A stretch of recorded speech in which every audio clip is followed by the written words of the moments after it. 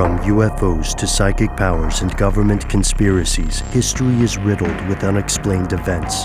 You can turn back now, or learn the stuff they don't want you to know.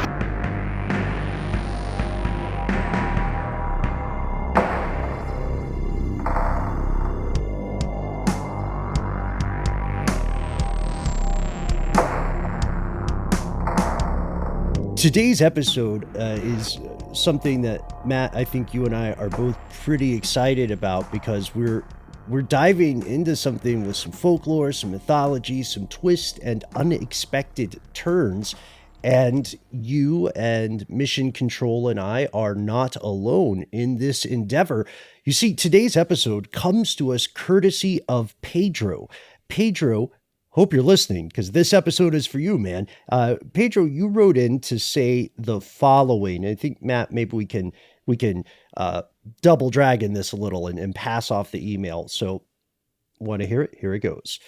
Pedro says, in part, I have always been amazed at the folklore involving goblins or duendes in Spanish. I know you guys have spoken a lot about UFOs, mysterious deaths, magic and or powers. This needs to be given a look at because down in Mexico and many parts of Central and South America, there have been not only tales, but alleged sightings of these mysterious creatures. And I would really love if you guys could talk about this on air. And Pedro says, I will attach 2 videos in this email just so you guys can get an idea of what I'm talking about. Videos in Spanish happened in Sonora, Mexico, and in the video there seems to be a woman carrying what looks like to be a duende or goblin, and it left many people in shock. The second is another sighting in Mexico. I also linked an article with some background information. You can YouTube or search articles regarding the topic. Thanks so much. Love the show. Oh, Ben just deleted my favorite part of the email from Pedro. I'm going to say We're it. the same doc. Pedro said, Ben is my spirit animal. That's too kind, Pedro. Thank you. Thank you very much. That is a really nice compliment. So much so that I did delete it in an act of betrayal as you were reading the email, Matt. I want to own up to that. I apologize.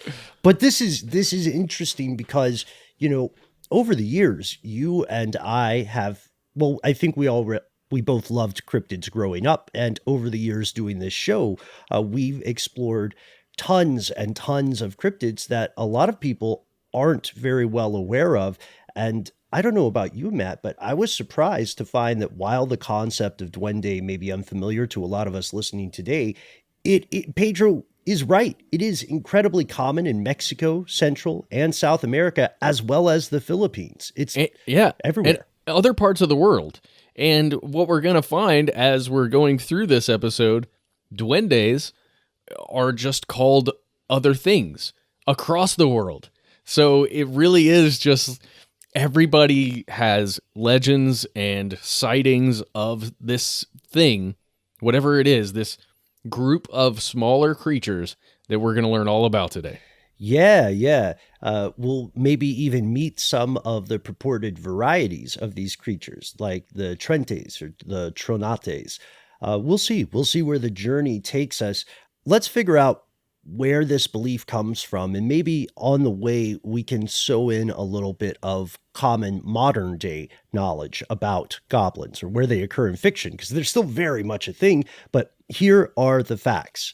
So duende technically translates to kind of like elf, but if you hear it used nowadays or you hear it referred to in English, it's almost always equated with the idea of a goblin. And that's, Pedro is equating it with goblins as well. Matt, I have to defer to a little bit of your knowledge here because I believe that for most people in the United States, goblins are associated with a number of things in fiction. And we'll probably get emails if we don't mention them all, but, shout out to David Bowie, the Goblin King in Labyrinths. He's a very unusual but not unprecedented variety of goblin. I think a lot of people think of Tolkien, right? We were talking a little bit with Paul Mission Control Decant over before we went on air about the newest Hobbit films. Some people love them. Your mileage may vary. It is a trilogy. Well, there's some weirdness with the Tolkien stuff surrounding goblins, because Hobgoblin, I believe, correct me if I'm wrong here, but Hobgoblin in the Tolkien verse, or at least within the Hobbit, is used to refer to a large version of a goblin, like a huge goblin. I think the Goblin King that's featured in the films, at least the 3 films that came out more recently, the Goblin King is a hobgoblin. It's this huge creature that is like a goblin, but like 10 times the size of any of the others. That's a bit weird. Also, just yeah, I'm not going to throw too much shade on those movies, but Oh, yep. they weren't my favorite. They weren't for everybody. Yeah. Lord of the Rings was amazing, I think. And maybe nostalgia colors my experience with the animated 1977 Hobbit from Rankin Bass. But I rewatched it. I dig it. Yeah, I'll tell you what colored my experience with the Peter Jackson Hobbit series. Massive battles with 0 stakes. Because nobody ever gets hurt. If you're a protagonist in the Hobbit world, you're fine. Just jump into that lava. You'll be fine. You'll get out. Because it's amazing that nothing can happen to you. All those dwarves made it. They fell so down. Long. Yeah, they fell down the largest ravine I've ever seen in my life, featured in any movie. And they were just like, oh, well, let's get to the sunlight. I believe that's true, Matt. I believe that Tolkien, originally his working title for The Hobbit was The Ravine, and it played a much larger role in the story. Are you sure it wasn't the Invinza Hobbits? Okay, wow. Sorry. I'm sorry. That plot armor. Okay. That's what gets you.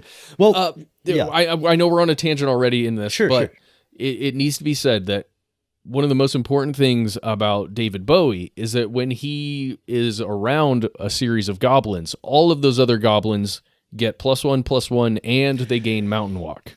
If you're, early on. Sometimes they gain haste, depending on the Goblin King. But yeah. And that's a difference between goblins and duende, at least the beliefs in them. Goblins in folklore are thought to roll pretty deep. Right, you see a lot of goblins at once. Duende seem more solitary, but we'll find out how these terms get a little muddied. As we said, it translates to elf, but it is commonly, treated as synonymous with goblins. Experts aren't sure exactly where the term goblin comes from, but they have a couple of guesses, tracing it back to the 14th century from the Norman French term gobelin, Gobelin, and then tracing that term back to the 12th century with something called gobelinus. Yeah, that's according to our research, a medieval Latin term for a spirit that would haunt a very specific region that I cannot pronounce. Evru, maybe is how you would say it. Evru, perhaps, yeah. And they note that it's mentioned in medieval Latin text back in the 1100s specifically, and that it was probably used before then. The issue was that few people who believed in folk magic also used medieval Latin. And so over time, goblin becomes this kind of catch-all term that describes any number of supernatural creatures, dwarves, imps, kobolds, gnomes, brownies, of course, duende. It's kind of like saying car at some point. You're describing a lot of stuff. And or like Jinn, goblins in folklore, duende can have differing motivations. Some are helpful, some are little stinkers, and some can be downright threatening. But, whatever word we use to describe them, they do have some commonalities in folklore. Oh, yeah, they do. The biggest thing you're going to find is that they are small. They're small creatures similar to a lot of the Fae that's described out in the Isles of the UK and in areas out there. Many times they're mischievous. Not always mean or mean-spirited, but they will get some revenge on you if you do harm to them or if you endanger them or hurt one of their kin. At least that's pretty common in there. Many times they are, let's say, like a dragon. They're very covetous. They if they find things and they gather things, they generally want to keep it, and they want to, especially if it's worth anything, at least to them. They'll hold on to that stuff really hard. There are many stories here that include a helpful nature with a lot of these, but again, it's got that like good and evil thing where they'll help out sometimes, but if you do anything at all to, anger them or cause harm to them, it's that relationship's over and you might be in trouble. Yeah, exactly. And this is something that we see pretty commonly with supernatural creatures. The idea of Duende being elves or goblins being a kind of fae or fairy or hidden folk, whatever you want to call them. Those ideas typically are accompanied by specific sets of rules, right? If you're playing D&D along with this episode at home, their alignment would often be considered lawful evil. There would a lot of at least Fey characters are lawful evil in that they have these rules that must be obeyed, and you can see that in some of the traditional stories about things that are goblin related. The weirdest part is the vast majority of people in the modern age don't believe in the existence of creatures like this, but you may be surprised to learn that beliefs in something, some sort of supernatural, at times invisible, community or entity of sentient non-humans persist in communities around the world. And there are people who do take this quite seriously. And there are other people who, treat it the way that the people of Point Pleasant treat Mothman. You know what I mean? It's a fun story. It gives us a sense of local community and culture, and no one's mad at the tourist money. Yeah, you can't be mad at that. And especially if, I don't know, you're in a lot of these places, I'm thinking specifically in the UK and other places that deal with Fae outside of the Goblin realm, but where it encourages people, and like you said, tourism, but in like more natural areas, like a nature preserve or something like that, where you're going to get tourism in a place. I don't know. It's not going to do anybody harm if you're out there checking out for Fae, just having a good time camping. Unless you're, starting fires. That's dangerous. Be careful with those. And as you were telling me, Matt, you found a couple specific people, and we'll talk about later, who do just that in an unobtrusive way. That's the way to look for them. But while we're looking at things, let's look at the Duende specifically, since that's what Pedro has asked us about. It is described by a number of names depending on which part of the world you're referring to, but like the goblin overall, the Duende have a couple of common factors. First, there's the devious boogeyman role. Kids growing up in parts of Mexico or Central America may have heard their parents or guardian tell them, okay, behave, go to bed, if you venture out into the forest, the Duendes might get you. In these stories, the Duende lives often in one of two places, either out in the forest or between the walls of homes, especially if there are children around, because here's the creepy part. Apparently, the Duende loves eating children's toenails. They're hygiene obsessed. If your toenails are unkempt, they're coming for you, and they're super aggressive about it. They may even take an entire toe by accident. Yeah. That's not going to be on purpose. They don't want, the flesh, except kind of according to some of the stories, they do, because there's some weird stuff going on there where there are versions of this story that include this is harsh, you guys, like a mother that perhaps didn't want to have a baby.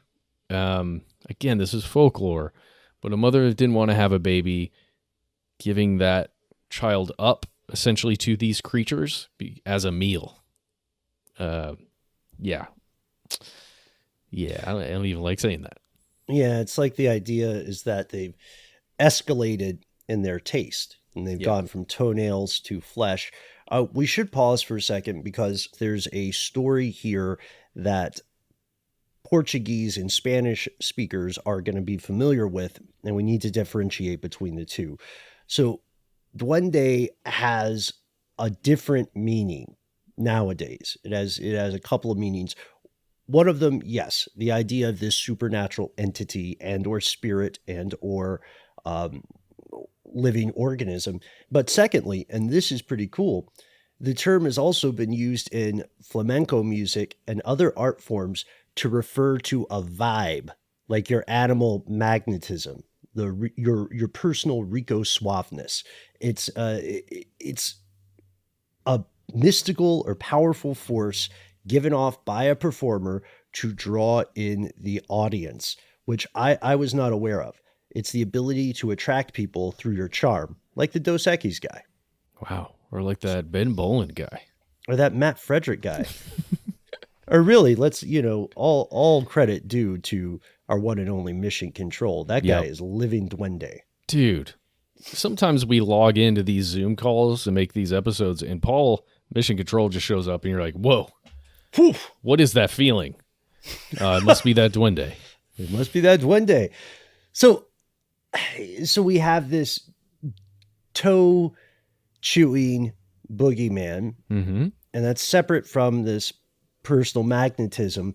But we have another side of the duende, which is this kind of contrast is pretty common in supernatural creatures, because the duende, in addition to stealing children or eating their toenails or taking them into the forest, they've also been rumored to assist people who are lost in the wild and help them find their way back to civilization. Yeah. I mean, You get- come on. I guess you start out in the forest if you want to get on their good side then. Yeah. And again, don't disturb them directly, but if you're in need, they might be there for you. Might. Maybe. If you happen to encounter them. Don't count on it. Yeah.